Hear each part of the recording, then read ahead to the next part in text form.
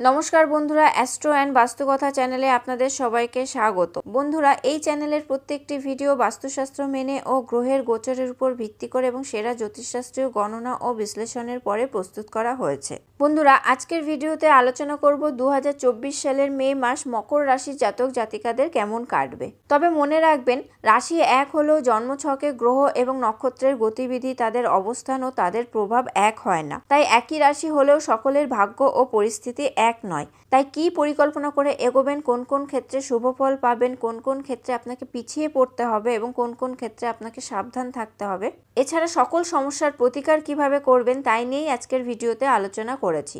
বন্ধুরা, তবে চলুন জেনে নিই 2024 সালের মে মাসে মকর রাশির রাশিফল।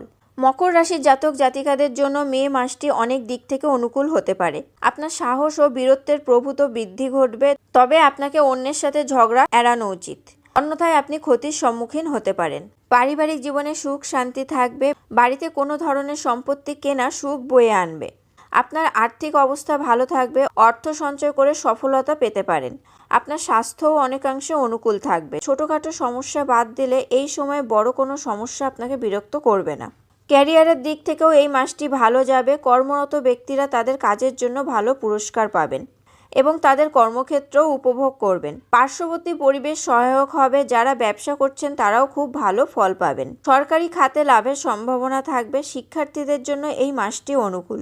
পারিবারিক পরিবেশও আপনাকে পড়াশোনায় সাহায্য করবে। প্রেমের সম্পর্কে তীব্রতা থাকবে। একে অপরের প্রতি ভালোবাসার অনুভূতি গড়ে উঠবে। বিবাহিত জীবনে সুখ থাকবে। জীবন সঙ্গীর সাথে পারস্পরিক সমন্বয় ভালো হবে।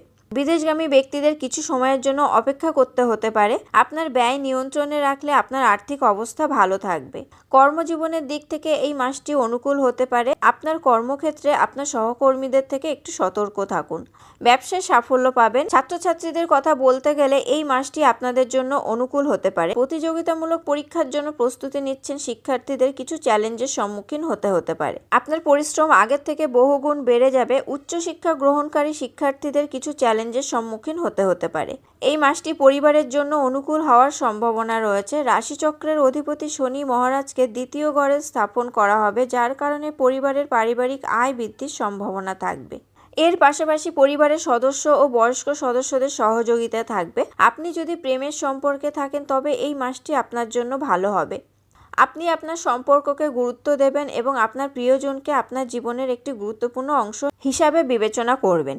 আপনি তাদের সাথে জীবনে এগিয়ে যাওয়ার চেষ্টা করবেন। আপনারা একে অপরকে যত বেশি গুরুত্ব দেবেন, আপনার সম্পর্ক তত উজ্জ্বল হবে। আর্থিক অবস্থার কথা বলতে গেলে এই মাসে আপনি স্বস্তির নিঃশ্বাস ফেলতে পারেন। আপনার সম্পদ প্রতিদিন বাড়বে এবং আপনি আপনার আয়ের একটি ভালো বৃদ্ধি দেখতে পাবেন। শেয়ার বাজারে বিনিয়োগকারী ব্যক্তিরা মাসের শেষ ভাগে অনুকূল ফল পেতে পারেন।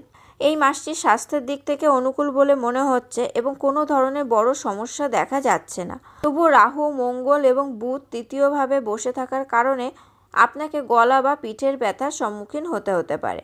আপনার গলা ব্যথা হতে পারে। ছোট ভ্রমণের সময় সাবধানতা অবলম্বন করুন এবং বন্ধুদের সাথে এত মজা করবেন না যে আপনি জানেন না কোন জিনিসটি আপনার স্বাস্থ্যের জন্য ভালো এবং কোনটি খারাপ।